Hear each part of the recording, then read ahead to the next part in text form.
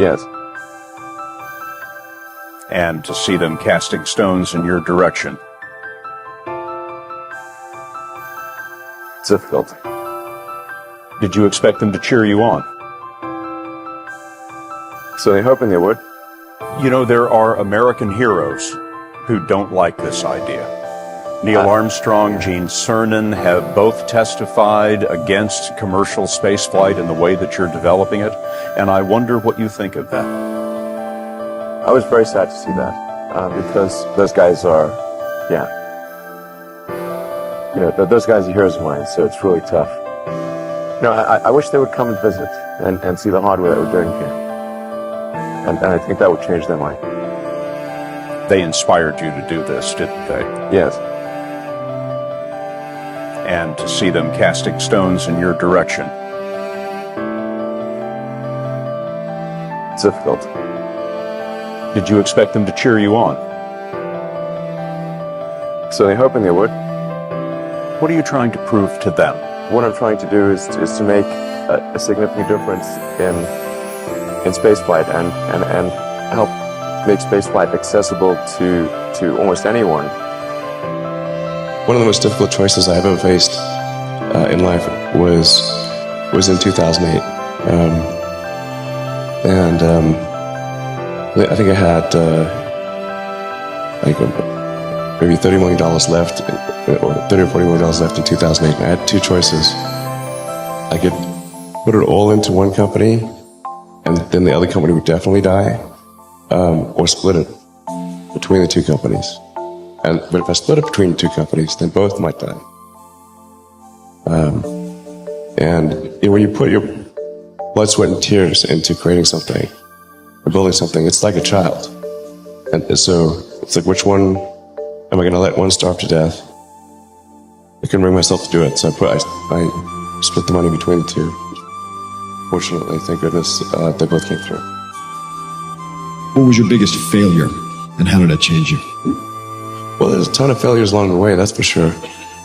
Like, so as I said, for SpaceX, the first 3 launches failed. And we actually were just barely able to scrape together enough parts and money to do the 4th launch. If that 4th launch had failed, we would have been dead. So multiple failures along the way. I tried very hard to get the right expertise in for SpaceX. I tried hard to find a great chief engineer for the rocket, but the good chief engineers wouldn't join, and the bad ones, well, there was no point in hiring them. So I ended up being chief engineer of the rocket. So if I could have found somebody better, then we would have maybe had less than 3 failures. That 3rd failure in a row, did you think, I need to pack this in? Never. Why not? I don't ever give up. So many people tried to talk me out of starting a rocket company. It was crazy. One good friend of mine collected a whole series of videos of rockets blowing up and made me watch those. He just didn't want me to lose all my money.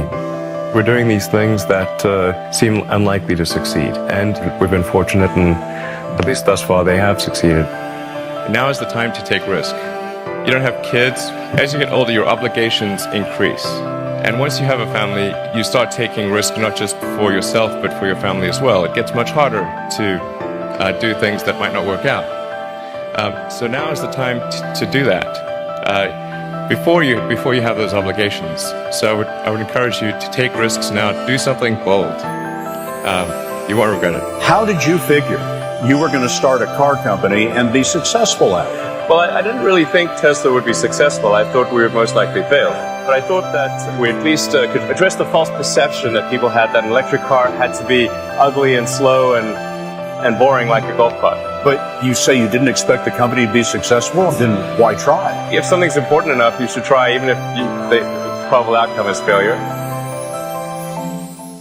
Or how do you think about making a decision when everyone tells you this is a crazy idea? Or where do you get the internal strength to do that? Well, first of all, I'd say I actually think I feel fear quite strongly. So it's not as though I just have the absence of fear.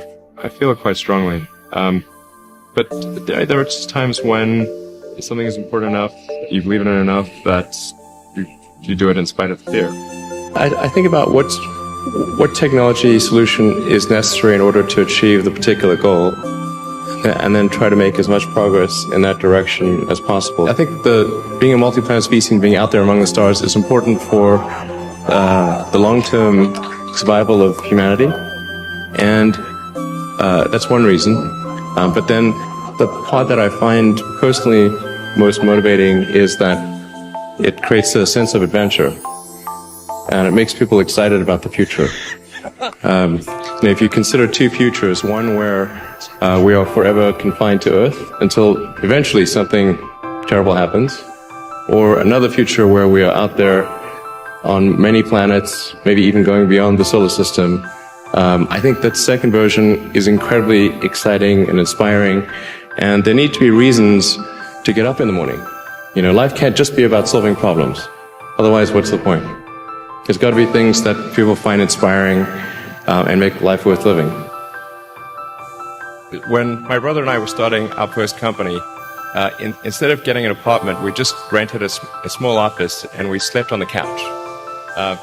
And we showered at the YMCA, and we're so hot up we had one computer, so the website was up during the day, and I was coding at night, 7 days a week, all the time.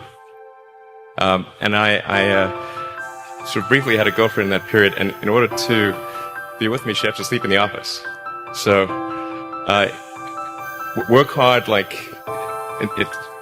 every waking hour. That's the thing I would say, particularly if you're starting a company. Whatever area that you get into, given that even if you're the best, there's always a chance of failure. So I think it's important that you really like whatever you're doing. If you don't like it, life is too short. If you like what you're doing, you think about it even when you're not working. It's something that your mind is drawn to. And if you don't like it, you just really can't make it work, I think.